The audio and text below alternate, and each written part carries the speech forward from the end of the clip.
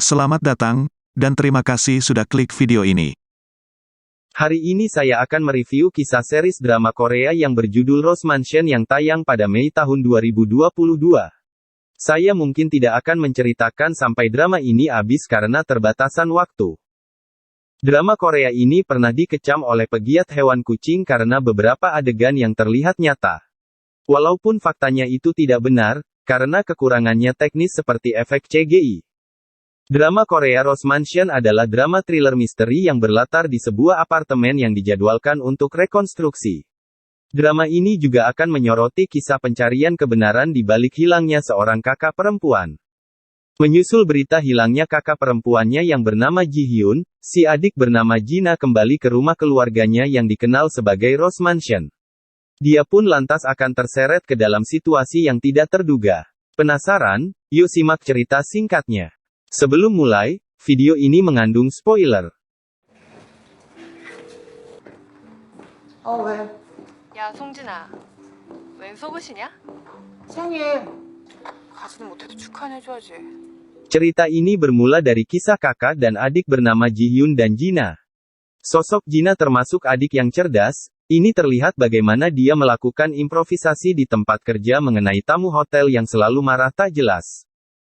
Ketika sedang banyaknya tamu yang datang ke hotel pada akhir pekan, tiba-tiba dia ditelepon oleh ayahnya untuk segera pulang karena menurut ayahnya, kakak perempuannya bernama Ji Hyun tidak bisa dihubungi dan telah hilang.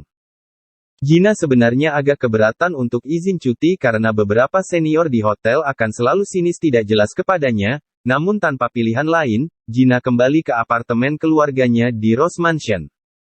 Nama itu sebenarnya hanya sebuah kompleks apartemen tua dan bobrok, dan dalam pandangan Jina, ia jelas kurang senang untuk kembali ke tempat masa lalu yang ditinggalkannya.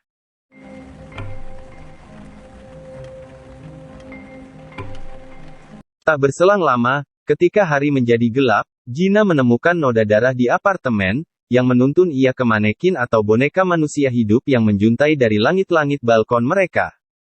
Jina terkejut ketika boneka itu mengenakan gaun yang sama persis yang ia kenakan dan dia posting di Instagramnya beberapa jam yang lalu. Di sana Jina tidak sendiri, awalnya ia ditemani adik bungsu laki-laki bernama Jisok, namun karena dia akan tinggal di asrama untuk belajar ujian masuk perguruan tinggi, itu berarti Jina harus melakukan sebagian besar penyelidikan sendiri.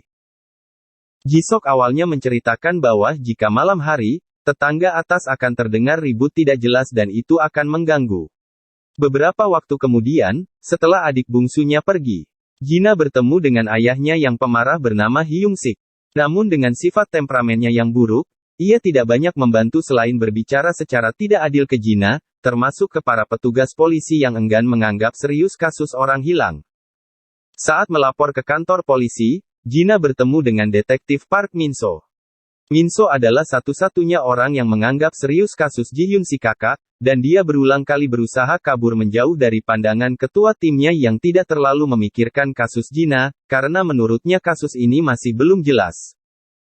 Baik Jina dan detektif tersebut mulai mencari benang merah dari kasus ini yang faktanya memang terkait dengan penghuni kompleks apartemen, dan beberapa orang yang mencurigakan di sana. Daftar pertama orang yang patut dicurigai adalah Charlie, si pria letoy yang merawat ibunya karena penyakit cacat mental. Kedua adalah Sokja, wanita tua yang menjalankan bisnis tukang pijat rumahan. Sokja pernah berbicara di depan Jina dengan maksud menghina si kakaknya dengan sedikit kalimat yang terkesan menyobongkan diri tetapi Sokja dengan sengaja menyerempet masalah lalu keluarganya termasuk ibu mereka. Ketiga adalah orang di belakang Sokja yaitu Ketua Serikat Pembangunan Rose Mansion bernama Han Myeon. Mungkin dia adalah orang yang menyuruh Sokja untuk mengganggu Ji Hyun. Keempat adalah wanita muda yang selalu mengikuti, merekam dan memata-matai gerakan Jina di awal-awal episode.